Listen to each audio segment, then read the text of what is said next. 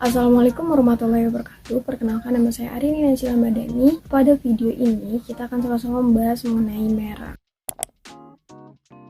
Oke, jadi sebelum kita membahas yang lebih dalam mengenai merek, alangkah baiknya kita membahas yang dasar dulu, yaitu tentang pengertian dari merek. Nah, merek menurut Undang-Undang Nomor 15 Tahun 2001 merupakan tanda yang berupa gambar, nama, kata, huruf-huruf, angka-angka, susunan warna, atau kombinasi dari unsur-unsur tersebut yang memiliki daya pembeda dan digunakan dalam kegiatan perdagangan barang atau jasa. Secara lebih lengkapnya lagi di dalam undang-undang yang terbarunya ini, yaitu Undang-Undang Nomor 20 Tahun 2016 tentang merek dan indikasi geografis, dijelaskan secara lebih lengkap tentang merek. Nah, merek ini di dalam undang-undang tersebut merupakan tanda yang dapat ditampilkan secara grafis berupa gambar, logo, nama, kata, huruf, angka, susunan warna dalam bentuk 2 dimensi atau 3 dimensi atau dalam bentuk suara, hologram, atau kombinasi dari 2 atau lebih unsur tersebut untuk membedakan barang dan jasa yang diproduksi oleh orang maupun badan hukum dalam kegiatan perdagangan barang atau jasa. Jadi simpelnya bahwa merek ini merupakan tanda-tanda yang di dalamnya terdapat unsur warna, terus kombinasi nama, kata, huruf, dan lain sebagainya yang dijadikan sebagai daya pembeda atau ciri khas dari produk yang dihasilkan dalam perdagangan barang atau jasa.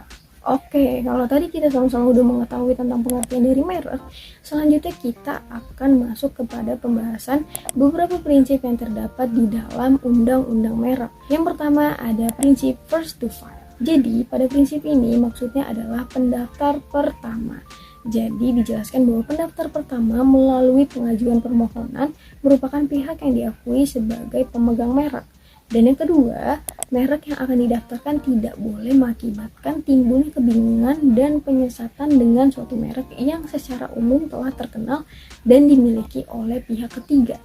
Yang ketiga, prinsip cepat dalam penyelesaian hukum perkara merek. Di dalam prinsip ini dijelaskan bahwa upaya hukum yang diajukan melalui pengadilan niaga selanjutnya langsung dapat dilakukan upaya hukum kasasi dan tidak ada upaya banding. Yang keempat, perlindungan merek dapat diperpanjang selama diajukan permohonan perpanjangannya ini oleh pemilik mereknya. Yang kelima, prinsip konstitutif. Nah, artinya di dalam prinsip ini bahwa hak atas merek hanya diberikan jika seseorang sudah mendaftarkan mereknya. Dan yang terakhir, prinsip delik aduan. Di dalam prinsip ini, pihak kepolisian akan melakukan tindakan apabila ada pelaporan pelanggaran merek oleh pemegang merek. Prinsip ini sebenarnya masih menjadi perdebatan oleh banyak pengusaha karena mereka menginginkan atau mengharapkan adanya perubahan prinsip menjadi delik biasa. Jadi ketika ada pelanggaran tentang merek, maka pihak kepolisian dapat bertindak langsung tanpa perlu menunggu laporan dari masyarakat. Oke, kalau tadi tentang beberapa prinsip-prinsip yang ada di dalam undang-undang merek, pembahasan berikutnya masuk pada peraturan perundang-undangan tentang merek. Apa aja undang-undang yang mengatur tentang merek? Oke, jadi pengaturan merek di Indonesia pertama kali diatur melalui Undang-Undang Nomor 19 Tahun 1992 dan telah diubah dengan Undang-Undang Nomor 14 Tahun 1997 tentang perubahan atas Undang-Undang Nomor 19 Tahun 1992 tentang merek. Setelah diratifikasi keanggotaan WTO pada tahun 1994, selanjutnya, pengaturan merek disesuaikan dengan TRIPS melalui Undang-Undang Nomor 15 Tahun 2001 tentang merek dan terakhir yang terbarunya ini Undang-Undang Nomor 20 Tahun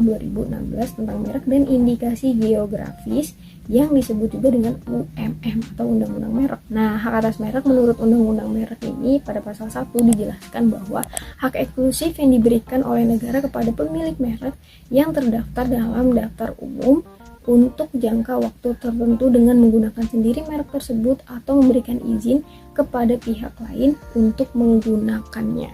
Nah, di dalam pasal 35 ayat 1 UMM, merek yang terdaftar ini mendapat perlindungan hukum untuk jangka waktu 10 tahun sejak tanggal penerimaan dan jangka waktu perlindungan itu dapat diperpanjang. Perlindungan merek sangat penting sekali karena merek ini selain sebagai harta kekayaan yang dapat menghasilkan keuntungan bagi pengusaha atau pemilik merek, juga sebagai alat untuk melindungi masyarakat selaku konsumen dari terjadinya penipuan kualitas barang tertentu. Jadi konsumen akan merasa dirugikan jika merek yang mereka anggap berkualitas ternyata diproduksi oleh pihak lain dengan kualitas yang rendah.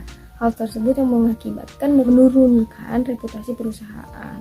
Nah, berikutnya menurut pasal 20 UMM terdapat merek yang tidak dapat didaftarkan apabila merek tersebut mengandung unsur-unsur diantaranya itu kayak permohonan merek disertai dengan itikat yang tidak baik, memuat unsur yang menyesatkan masyarakat tentang asal, kualitas, jenis, ukuran, macam, tujuan, dan lain-lainnya. Kemudian tidak dapat didaftarkan apabila merek merupakan nama varietas tanaman yang dilindungi untuk barang dan jasa yang sejenis, kemudian bertentangan dengan ideologi negara, peraturan perundang-undangan yang berlaku, moralitas agama, kesusilaan, atau ketertiban umum. Terus apabila merek tidak memiliki daya pembeda, merek mengandung tanda-tanda yang telah menjadi milik umum, merek memiliki kesamaan dan adanya penyebutan atau berkaitan dengan barang atau jasa yang dimohonkan pendaftarnya.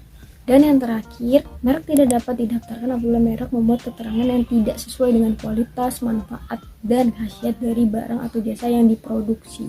Selanjutnya, dalam pasal 21 UMM, permohonan harus ditolak oleh Direktorat Jenderal apabila merek ini mempunyai persamaan pada pokok-pokoknya atau keseluruhannya dengan merek milik pihak lain yang sudah terdaftar terlebih dahulu.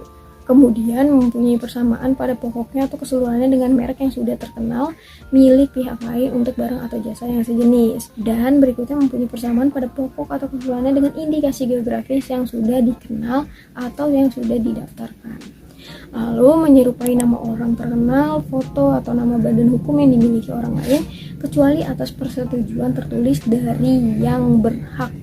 Apabila merek, tiruan, atau menyerupai nama atau singkatan nama, bendera, lambang, atau simbol atau emblem negara atau lembaga nasional maupun internasional kecuali atas persetujuan tertulis dari pihak yang berwenang.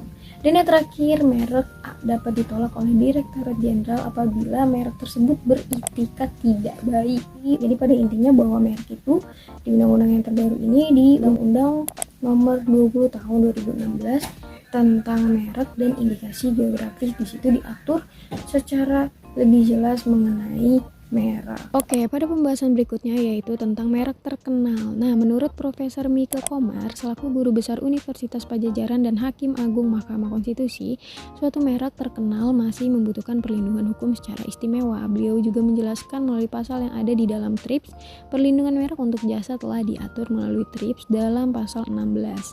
Selain itu, TRIPS juga memberikan perlindungan terhadap merek yang bersifat well known terhadap barang atau jasa tertentu yang tidak sama. Lalu, pedoman yang termuat dalam pasal 2 rekomendasi berdasarkan WIPO tentang ketentuan proteksi merek terkenal yang bersifat tidak mengikat berpendapat bahwa kriteria merek terkenal apabila penetapan sebagai merek terkenal ditentukan oleh pejabat yang berwenang dan dengan memperhatikan suatu keadaan yang mendukung pengakuan sebagai merek terkenal. Nah, pengaturan merek terkenal juga diatur melalui Undang-Undang Nomor 20 Tahun 2001 dalam penjelasan pasal 21 ayat 1 huruf B. Salah satu contoh kasus merek terkenal yang sudah dimenangkan oleh Mahkamah Agung yaitu kasus merek cap kaki 3, di mana penggugatnya ini adalah warga negara Inggris dan tergugatnya ini selaku pemilik merek cap kaki 3 yang sudah terdaftar di Indonesia. Nah, Mahkamah Agung telah membatalkan merek cap kaki 3 karena memiliki kesamaan dengan lambang negara of Man. Selanjutnya, upaya hukum penyelesaian hak merek. Nah, jadi terdapat mekanisme penyelesaian bagi pemegang merek yang ingin mempertahankan mereknya dapat melakukan gugatan perdata, tuntutan pidana, ataupun penyelesaian sengketa melalui alternatif penyelesaian sengketa atau ADR, Alternative Dispute Resolution, dalam bentuk negosiasi, mediasi, konsiliasi, dan cara-cara yang lainnya. Oke, pembahasan selanjutnya kita masuk pada contoh-contoh merek. Nah, jadi pembagian merek ini menurut Undang-Undang Merek pada pasal 2 ayat 2 terbagi menjadi 2, yaitu ada merek dagang dan merek jasa. Nah, merek dagang ini merupakan merek yang digunakan pada barang yang diperdagangkan oleh seseorang atau beberapa orang secara bersama-sama atau badan hukum untuk membedakan dengan barang-barang sejenis lainnya. Contohnya itu kayak KFC, Yamaha, Honda, Tupperware, dan lain sebagainya. Kemudian ada merek jasa. Nah, merek jasa ini merupakan merek yang digunakan pada jasa yang diperdagangkan oleh seseorang atau beberapa orang secara bersama-sama atau badan hukum untuk membedakan dengan jasa-jasa sejenis lainnya. Contohnya kayak jasa keuangan, ada Bank BRI, BCA, dan lain sebagainya. Dan jasa sertifikasi, terus ada jasa transportasi. Selain dua jenis merek yang tadi, merek jasa, merek dagang, ada juga yang disebut dengan merek kolektif. Nah, merek kolektif ini merupakan merek yang digunakan pada barang atau jasa ya dengan karakteristik yang sama mengenai sifat, ciri umum, dan mutu barang atau jasa, serta pengawasannya yang akan diperdagangkan oleh beberapa orang atau badan hukum secara bersama-sama untuk membedakan dengan barang atau jasa sejenis lainnya. Oke, sekian pembahasan yang dapat saya sampaikan, semoga bermanfaat. Kurang lebihnya mohon maaf. Wassalamualaikum warahmatullahi wabarakatuh.